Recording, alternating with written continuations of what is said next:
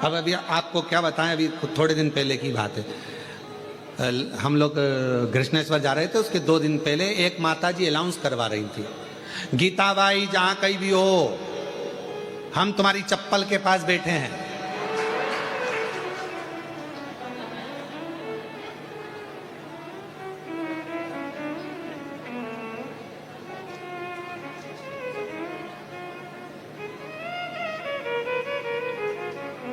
अब गीता बाई भी कितने अच्छे में कहां बिठा के गई, चप्पल के पास, और उसको बोलना था, अरे गीता बाई जहां कहीं भी हो, हम कंकर शंकर की भूमि पर कंकर के पास में शिव के पास बैठे हैं, मंदिर के पास बैठे हैं, तू आ जा। अब अनाउंसमेंट क्या करा रही है, हम चप्पल के पास।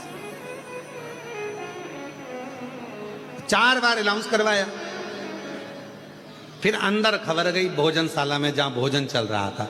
हमने कहा कि ए बच्चों जरा देखो रे जाके, वो 4 बार अनाउंसमेंट करवा चुकी है, गीता बाई कहीं हो, हम उसके चप्पल के पास बैठे हैं, जाओ जरा। तो उन्होंने अंदर रसोई घर में पूछा गीता बाई कौन है, तो गीता बाई तो आराम से गुलाब जामुन खा रही थी, गुलाब जामुन खा रही। अब कुबेरेश्वर धाम का तो नियम है, एक खिचड़ी बनती है सवेरे, सब्जी बनती है, रोटी पूड़ी बनती है, और इसके बाद में अपना एक मीठा एक नमकीन, ये भोजन का नियम रहता है। सुबह 10 बजे चालू होता है, 10:30 बजे तक, और शाम को चलता है 3-4 बजे तक। वो क्रम करके शाम को खिचड़ी प्रसाद होती है। यहाँ का तो नियम जैसा है वैसा, एक मीठा एक नमकीन भोजन ये सब प्राप्त होता है। उस दिन गुलाब जामुन बने, वो गुलाब जामुन खा रही वो। अब लड़कों ने जाकर कहा कि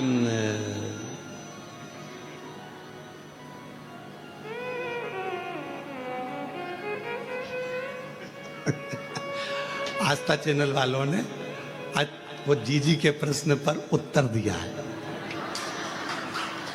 आस्था चैनल वालों ने उत्तर दिया है कि गुरुजी, अब कथा आस्था चैनल पर जब भी आएगी और आरती में आस्था चैनल पर अगर कट भी हो गई तो हमारे फेसबुक यूट्यूब पर आरती पूरी दिखाएंगे हम, ये नियम है।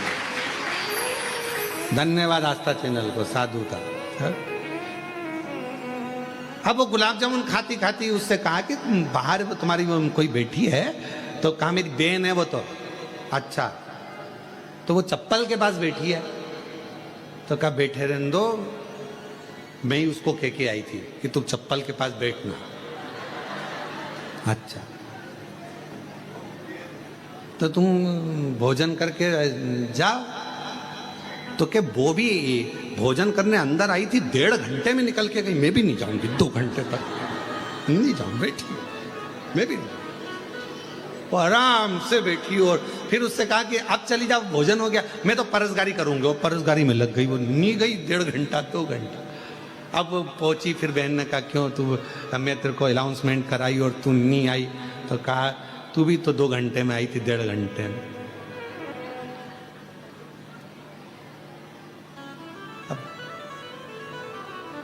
ऐसा लगता है कुबेरेश्वर बाबा की भूमि पर कि जैसे यहाँ मायका आपका बाप के घर में आनंद करने के लिए लोग पिता के घर। तो कोई ये विचार ना करे, कोई ये ना सोचे कि भाई घूम गए। भगवान शिव कह रहे हैं शांति को अगर पाना है तो मेरे मंदिर तक आना पड़ेगा, शांति को पाना है तो मेरे नजदीक में आना पड़ेगा। भगवान शिव से पार्वती जी कह रही है पितृलोक चलिए, और शंकर भगवान मौन हो जाते, एकदम शांत हो जाते, चुप हो जाते, बोलते कुछ नहीं, एकदम मौन।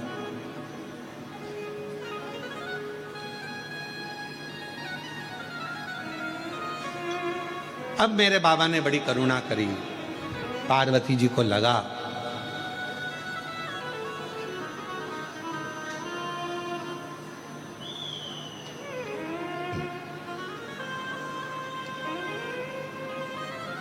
कि शिव जी जाना नहीं चाहते, भगवान शंकर पितृलोक में जाना नहीं चाहते। शिव जी को, पार्वती जी को लगा कि भगवान जाना नहीं चाह रहे, ऐसा लग रहा है मुझे कि भगवान शंकर पितृलोक में नहीं जाना चाहते। तब पार्वती मैया ने कहा कि प्रभु मेरे नाना के घर आप नहीं जाओगे क्या? शंकर भगवान बोले पार्वती एक काम कर, तू चली जा, तू जा, और तू नाना जी के घर होकर पार्वती जी कहने लगी, बाबा यदि एक बार मेरे पितरों को, मेरे नाना को, मेरी नानी को आपका दर्शन हो जाएगा तो वो कृतार्थ हो जाएगा, उनका कल्याण हो जाएगा, कृतार्थ। शिव कहते हैं पार्वती सुनो, गंगा का जल लेकर मेरे ऊपर समर्पित कर दो। जो जल मुझ पर चढ़ेगा उस जल का एक अंश तेरे नाना को पितृलोक में प्राप्त होगा और उस जल से तेरे नाना तृप्त हो जाएंगे और उनका मोक्ष होगा। हम पहले भी कहें, पितृपक्ष के अंतर्गत यदि प्रदोष के दिन अगर भूल से भी आपके हाथ से एक लोटा जल शिव जी को चढ़ जाए और केवल पितृपक्ष के प्रदोष के दिन यदि एक लोटा जल, एक बेलपत्र, एक चावल का दाना आपका शंकर भगवान को चढ़ता है, शाम के समय प्रदोष काल में भगवान शंकर के मंदिर में या बेलपत्र के वृक्ष के नीचे या तुलसा के क्यारे में या बट वृक्ष के नीचे या बेलपत्र के नीचे या आंवले के वृक्ष के नीचे या पीपल के वृक्ष के नीचे यदि एक दीप प्रज्वलित होता है प्रदोष काल में, निश्चित है आपके पूर्वज, आपके पितरों को तर्पण हुआ कि नहीं हुआ, पिंड हुआ कि नहीं हुआ, पर उनकी मुक्ति निश्चित हो जाती है, मोक्ष। मोक्ष जैसे कथा आती है कि नवरात्रि में जैसे माताएं कहती हैं हम नवरात्रि में माता जी का व्रत रख रहे हैं, हम नवरात्रि में ये उपासना कर रहे हैं, हम नवरात्रि में माता की ज्योत खड़ी कर रहे हैं, हम नवरात्रि में माता का अनुष्ठान। बिल्कुल करो, अनुष्ठान करना जरूरी है। आप व्रत करती हो जरूर करो, आप साधना करती हो, आपके घर में जैसा होता है वैसा करो, आपके घर में जो होता है वो करो। पर साथ में नवरात्रि में यदि प्रेमवश नवरात्रि में अगर माँ जगतजननी जगदम्बा का, अम्बा का दर्शन करने के लिए माता रानी के मंदिर तक जा रहे हो तो एक पुष्प की 9 पंखड़ियां जरूर लेकर जाओ या 9 पुष्प लेकर। और वो भी नहीं कर सकते, अपने घर में माँ जगतजननी को 9 चावल के दाने लाल चंदन में कर कर अर्पित करो। माँ को रिझाओ, देवी को रिझाओ। और शंकर की जितनी आराधना कर सकते हो, श्री शिवा नमस्तुभ्यं, श्री शिवा नमस्तुभ्यं, श्री शिवा नमस्तुभ्यं, श्री शिवाय नमः। तुम शिव की आराधना जितनी कर सकते हो, दिल से जितनी आराधना कर सकते हो उतनी करो।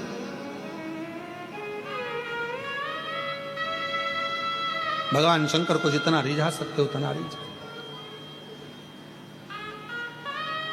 शंकर जी कह रहे हैं कि मैं नहीं जा पा रहा हूं, पर पार्वती तुम जाओगी मेरे ऊपर जल चढ़ाकर, तुम्हारे पितृ प्रसन्न मिलेंगे, तुमको तुम्हारे पितृ नाना प्रसन्न मिलेंगे तुमको, तुम क्यों चिंता करते?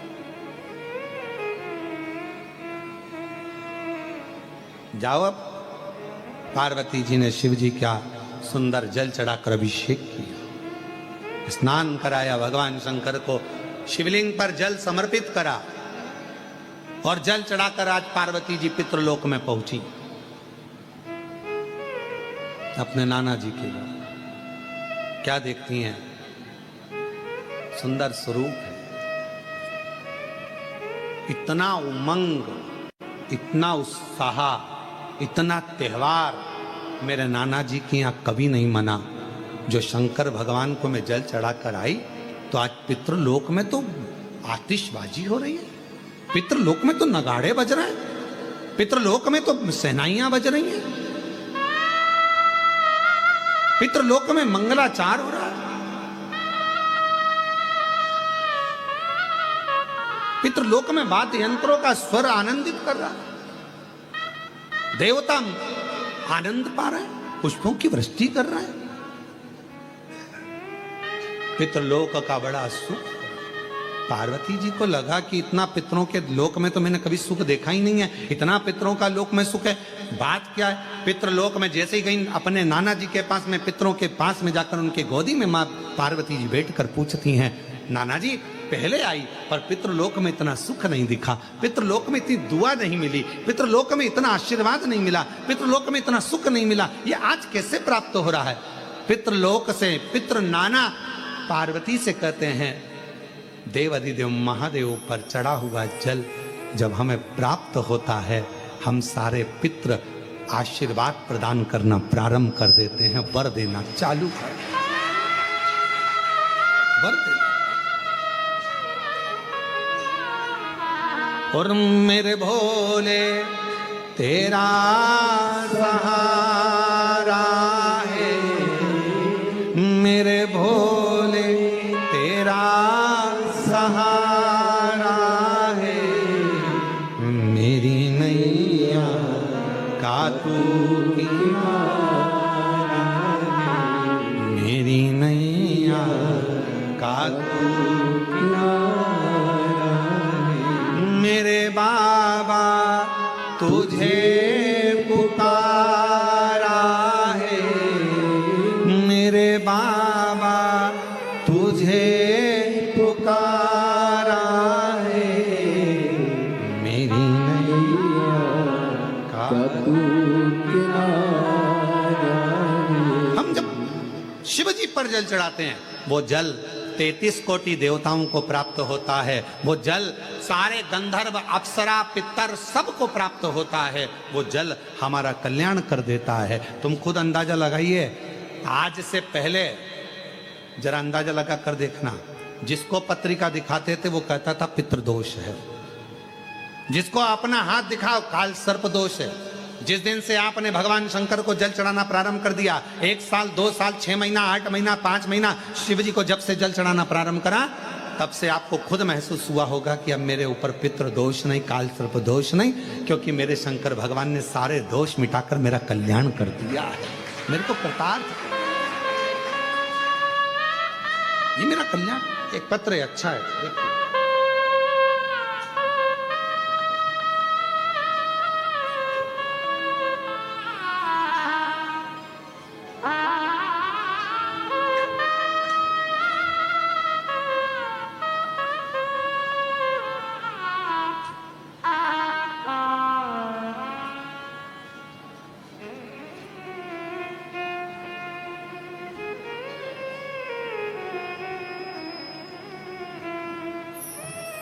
मैं प्रिया केसरी, कहीं बैठी हो प्रिया केसरी तो हाथ हिला सकती हैं, और अगर बैठी हो पीछे कहीं बैठी हो नहीं दिख रही हो तो पीछे से आकर एक बेलपत्र आप ले सकती हैं। मैं प्रिया केसरी, आप ही हैं, ऐसा हाथ हिला दो एक बार, आ जाओ पीछे से, आ जाओ बेलपत्र ले। मैं प्रिया केसरी वाराणसी काशी से आई हूँ, मेरा निज घर लंका BHU नासिरपुर सुसुवाही की निवासी हूँ। पिछले 1 साल से मेरे पिताजी अस्वस्थ चल रहे थे, उनको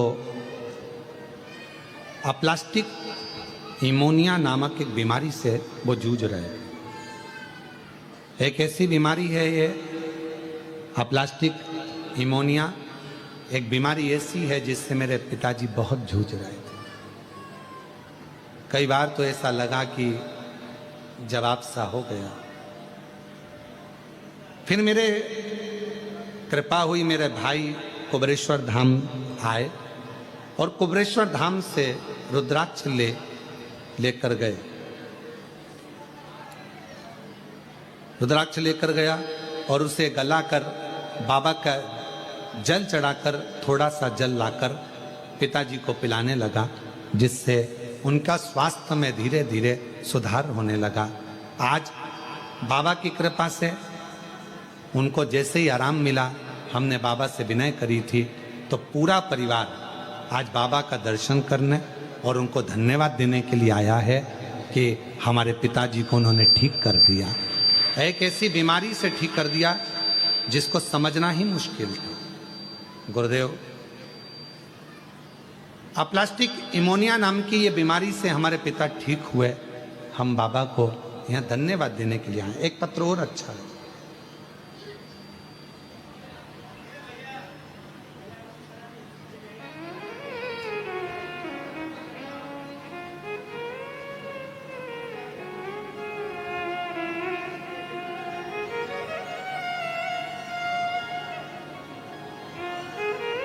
गुरुजी, मैं आशा चौहान, मेरी पुत्री कल्याणी चौहान कटनी मध्य प्रदेश से आई हैं। कहीं बैठी हो, कटनी मध्य प्रदेश से आती हैं। अजय अजय, मेरा नाम है आशा चौहान, मेरी पुत्री कल्याणी चौहान कटनी मध्य प्रदेश की निवासी हूँ। बाबा, आपकी कृपा का मैं क्या गुणगान करूं। गुरुजी, मैं आपकी कथा निरंतर 6 वर्षों से सुनती आ रही हूं। मेरे 4 पंडाल हो चुके हैं कथा सुनने में। माँ बधाई आपको, ये 5वां पंडाल हो गया आपका कथा सुनने में। तो 4 पंडाल मेरे कथा में हो गए। मैं कुबरेश्वर बाबा के सभी धार्मिक कर्मों में, जैसे भी महादेव की होली होती है, रुद्राक्ष महोत्सव होता है, बाबा का दीपावली के बाद का जो खजाना होता है, ऐसे जितने भी बाबा के त्यौहार होते हैं, मैं सारे त्यौहार यहीं पर मनाती हूँ, कुबरेश्वर धाम पर ही। बधाई आपको जी जी, बहुत बहुत। हमें मालूम नहीं था, आप आते रहे हैं। दीपावली भी मैं यहीं मनाती हूँ, रुद्राक्ष उत्सव यहीं मनाती हूँ, खजाना यहीं मनाती हूँ, होली यहीं मनाती हूँ। ऐसा बाबा की ऐसी कृपा है गुरुदेव, मैं आपको क्या कहूँ। अपने पिता का घर समझकर आती हूँ। गुरुदेव, मेरे पति का स्वर्गवास हो चुका था, जिस समय पर मैं बहुत टूट चुकी थी, कोई साधन नहीं था। पुत्री, मैं कहाँ जाना। संसार के लोग थोड़ा साथ देवें तो कहकर बता देवें, किसके आगे जाकर रोएं। तब कुबरेश्वर बाबा को अपना मायका मान लिया, शिवजी को अपना पिता मान लिया, और उन्हीं को अपना सारा दर्द आकर कह देती, सब बात कह देती। गुरुदेव, डॉक्टर ने सोनोग्राफी कर कर मेरे शरीर में वेरिकोस नाम की एक बीमारी बता दी थी, जिस बीमारी में गठाने हो जाती हैं और ऑपरेशन कराओ, डॉक्टर बताता है कि कुछ की कुछ बीमारियां। तब ऐसी बीमारी में अब कहाँ जाए, किसके आगे हाथ फैले। अपने बाप के घर आ गई कुबरेश्वर धाम, विनती करी, रुकी, बाबा से विनय करा कि मैं तेरी बेटी हूं, पति भी नहीं है साथ में, आप नहीं संभालोगे, कौन संभालेगा बाबा। तब बाबा का रुद्राक्ष ले गई, कंकर शंकर पूजन कर कर एकांत में बैठकर आप कहते हो, श्री शिवाय नमस्तुभ्यम। 108 बार जपना, 108 बार बाबा से जपती और बाबा को अपने दिल की बात कहती। हाथ लगाती भूमि पर, जो कंकर हाथ में आ जाता उसी को शंकर समझकर 108 बार पुकार कर अपने दिल की बात कह देती। बाबा कहकर गई, जल पीना प्रारंभ करा, शिवजी की सेवा करना प्रारंभ करी, और दूसरी बार जाकर जांच कराई। डॉक्टर ने कहा, तुम्हारे को गठाने सब समाप्त हो गई हैं, वेरिकोस बीमारी भी समाप्त हो गई है, और आज मैं पूर्ण तरह से स्वस्थ हूँ। आज मेरी बेटी भी आई है बाबा, मैं बाबा को प्रणाम करने के लिए आई हूँ। और तेरी कृपा बिना ना हिले एक भी लेती सांस तेरी। पहले लंका वाले बता क्या करूं मैं, राखों के ढेर का चपटी भभूत में खजाना कुबेर का। एक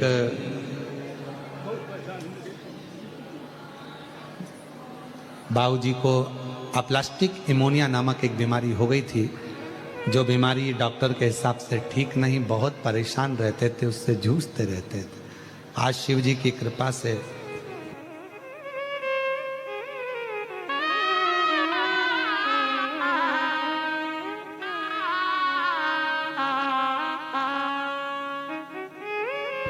बाबा की ऐसी कृपा हुई है, ठीक हुए हैं। शरीर में से हर कहीं फटकर ब्लड निकलना चालू हो जाता था, कहीं गाल, कहीं हाथ, कहीं पाँव, खून ही खून निकलता रहता था। ऐसी बीमारी में आज बाबा ने साथ दिया। एक बार जोरदार ताली बजाकर स्वागत करना।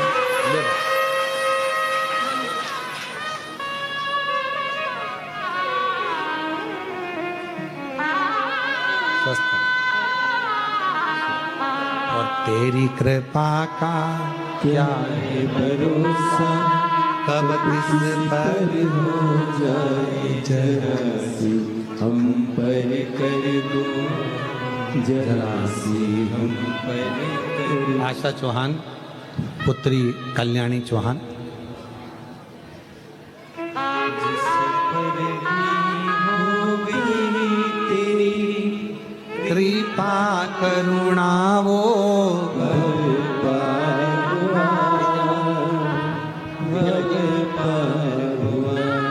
पापी हो चाहे जितना उसका भी बाबा